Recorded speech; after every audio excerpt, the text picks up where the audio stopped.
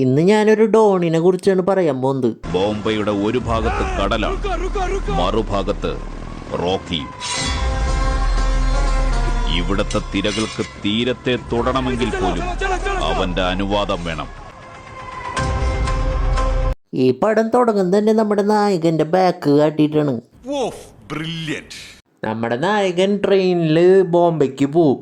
പൊന്നിനാതി പക്കണമേ തീയറിയ സമാരി പൊഴുതുക്കുള്ളേ തീയറിയ സമാരി കന്നിപ്പങ്ങൾ കാണണമേ തീയറിയ സമാരി കട്ട പോലെ തീയറിയ സമാരി. പിന്നെ അവിടുത്തെ ഒരു കടയിൽ ഒരു ഗുണ്ടകൾ വന്നിട്ട് തല്ലുണ്ടാക്കും. അപ്പോൾ ഒരു പെണ്ണ് വന്നിട്ട് ആ കടക്കാരനെ രക്ഷിക്കും. എന്നോട് കളി ഞാൻ ആരാന്നറിയും, വാടാ വാടാ ധൈര്യം വാടാ.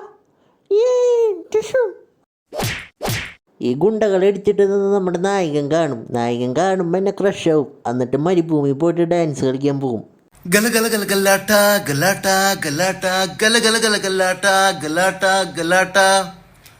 വെൽക്കം ടു മരണക്കിണർ ട്രപ്പീസ് തലയും കുത്തി റിംഗ് മാസ്റ്റർ വിസിലടിച്ച പറന്നു വരും സിംഗങ്ങൾ സർക്കസ് ആരംഭം സകലകല അഭ്യാസം സിറിയിലെല്ലാം ആനന്ദം നടക്കപ്പോലെ ഭൂകമ്പം ഗല ഗല ഗല ഗലാട്ട ഗലാട്ട ഗലാട്ട.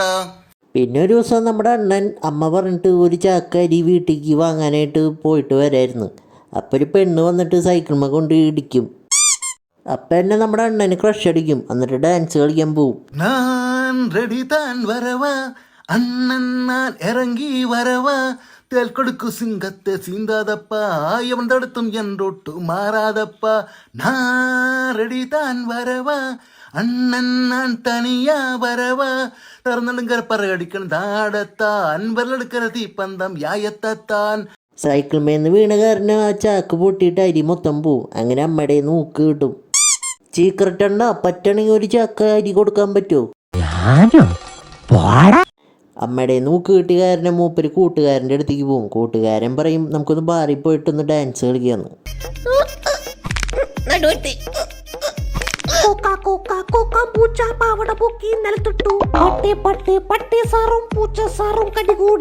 വീട്ടിലെ അരി തീർന്ന കാരണം നമ്മുടെ അണ്ണനുണ്ടല്ലോ, അണ്ണൻ്റെ അപ്പം വന്നിട്ട് മോനെ നീ പ്രാവശ്യം സൂക്ഷിച്ച് പോയിട്ട് ഒന്ന് അരി വാങ്ങണം എന്ന് പറഞ്ഞിട്ട് വിടും. സീക്രട്ട് റൈസ് തന്നെ വാങ്ങണം എന്ന് പറയും. എന്നിട്ട് സീക്രട്ട് റൈസ് ഉള്ള അരിക്കടയ്ക്ക് പോവും. എന്നിട്ട് അവിടെ നിന്ന് അരി വാങ്ങിയിട്ട് നമ്മുടെ അണ്ണൻ സൈക്കിള് ചവിട്ടി ഇങ്ങനെ വരുമ്പോൾ നേരത്തെ ആ പെണ്ണ് വന്ന് വീണ്ടും ഇടിക്കും. സോറി കേട്ടോ, നമുക്കൊരു ഡാൻസ് കളിച്ചാലോ, ഞാൻ പുതിയൊരു സ്റ്റെപ്പ് കണ്ടുപിടിച്ചിട്ടുണ്ട്. വേണ്ട, അപ്പൻ്റെ ഇടി കിട്ടും, ഞാൻ പോട്ടെ. സൈക്കിൾ മേന്ന് വീണ കാരണം അരിച്ചാക്ക് പൊട്ടും. എന്നിട്ട് അപ്പൻ്റെ നല്ല ഇടി കിട്ടും. നമ്മുടെ അണ്ണൻ്റെ അപ്പൻ ഇനി ഒരു ചാക്ക അരി വാങ്ങിയിട്ട് നീ വീട്ടിൽ കയറിയാൽ മതി എന്ന് പറയും. അങ്ങനെ അണ്ണൻ ഒരു ജ്യൂസ് കടയിൽ പോയി നിൽക്കും. ഫുൾ കഥ ഇങ്ങനെയാണോ? എന്താടാ നിനക്ക് ബോറടിച്ച? ഇല്ല, ബോറൊന്നും അടിച്ചില്ല. നിനക്ക് മാസാണോ വേണ്ടത്?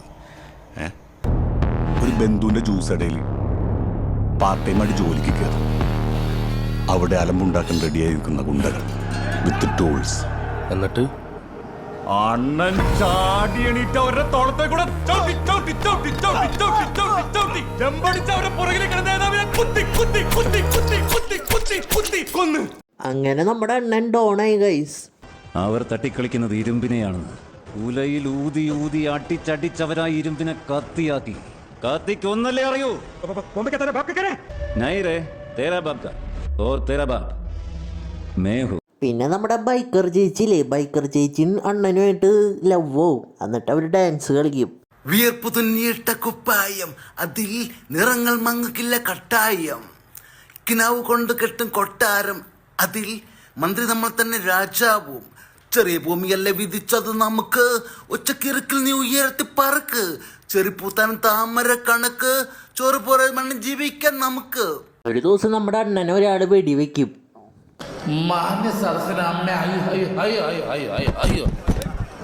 എന്നിട്ട് നമ്മുടെ അണ്ണനെ ആ ബൈക്കർ ചേച്ചി രക്ഷിക്കും.